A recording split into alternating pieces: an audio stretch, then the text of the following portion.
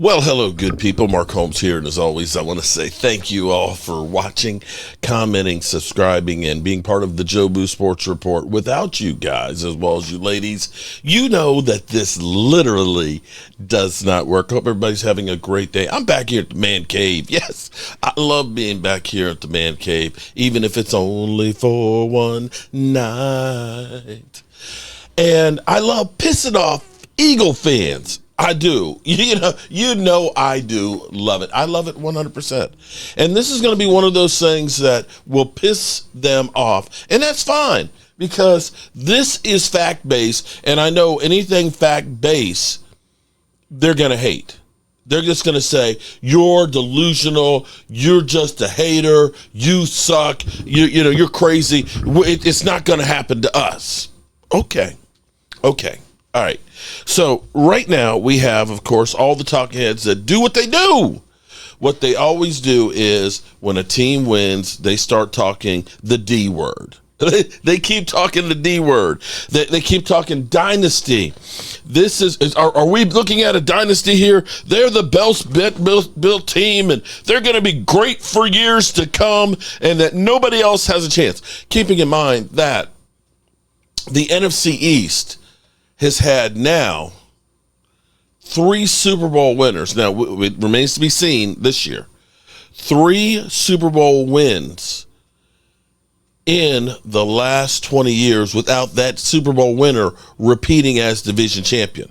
I'm going to put that out there. The Giants won 2 and the Eagles had won 1 before, and neither of which of those teams won the division again. So it's not a stretch when I say something like this, okay?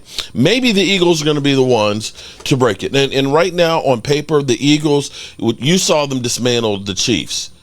Although the Chiefs this year were living and dying by the sword, but mostly living, where they just kept finding ways with the effect of with the help of the officials seemingly to win games that maybe they shouldn't have, and then maybe all that just caught up with them. Be that as it may, no hate. No, yes, actually, there's hate here. There's hate here. Let's be real here. The difference, we can go ahead and say that Kellen Moore was an incredible play caller, and we can talk about how great the team is built and everything else, but we can really point to one thing more than anything else that truly helped change that team, and that was bringing in Saquon Barkley, and Saquon Barkley having 2,000 yards. One of the historic seasons, and you have to look at that and say that was a difference maker. If you do not believe that Saquon Barkley running for 2,000 yards had anything to do with the Eagles winning, if you honestly believe if we had put Rico Dowdle at running back and they would have won the Super Bowl, then just stop watching now, just because you just don't understand football. But when you literally have a guy who doubled the production that Rico, it makes a difference for the quarterback. Now, that's not to say that he did that on his own, because going into the season, the best season he had was 5 yards per carry and 1,300 some odd yards.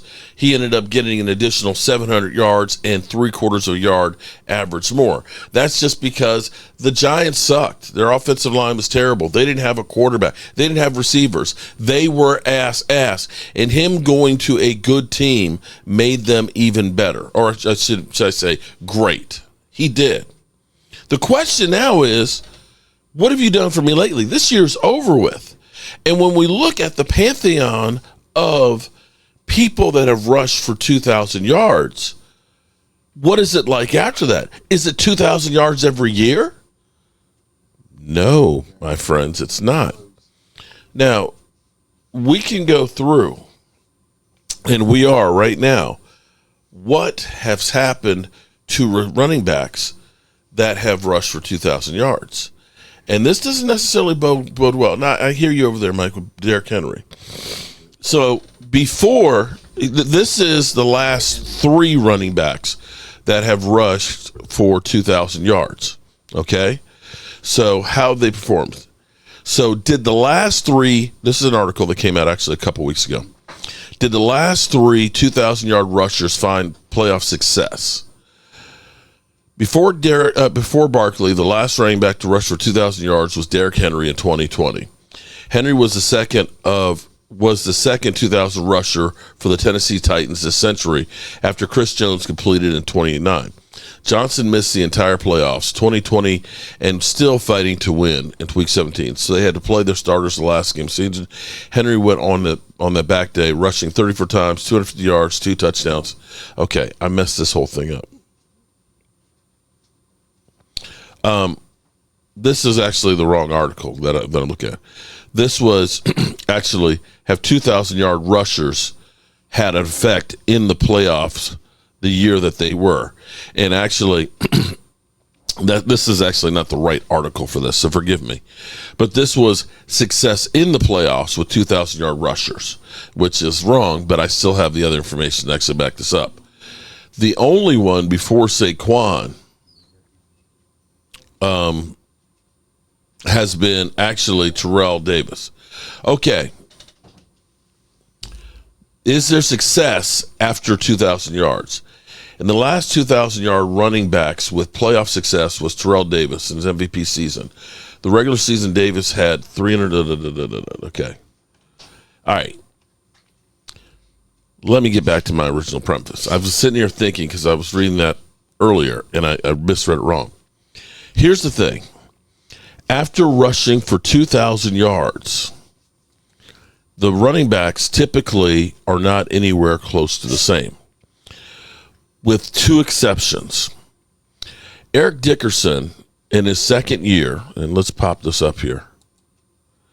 Eric Dickerson, in his second season, rushed for 2,100 yards and 5, the NFL record. He did hit 1821 2 years later and 1659, but never got anywhere close to those numbers. Okay? After the 2,100 yards, the next year it was 1, 2, 3, 4. Isn't that amazing? 1,234. Adrian Peterson. Adrian Peterson, 2,097, just a little bit short of the record. The next year, 1,266 yards. And you can see he only had, after that season, 3 more seasons where he went over 1,000 yards, the best being 1,485. Jamal Lewis, it really looks bad because after hitting in 2003, 2,066, the best season he had the rest of his career was 1,304.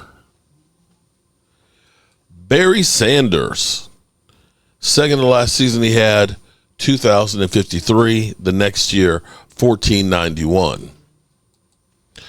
Terrell Davis, this is one that you look at and say, damn, what happened? 2,008 yards,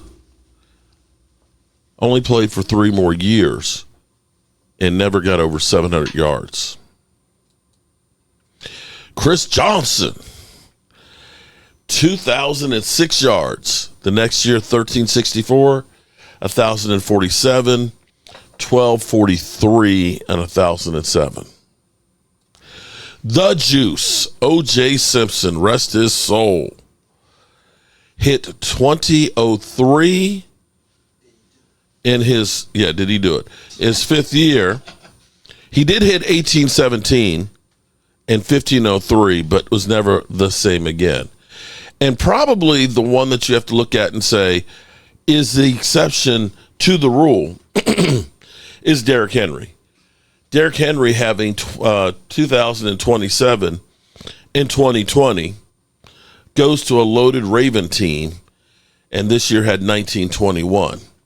But going back to what we had just said, the year after rushing that 2027 had 937.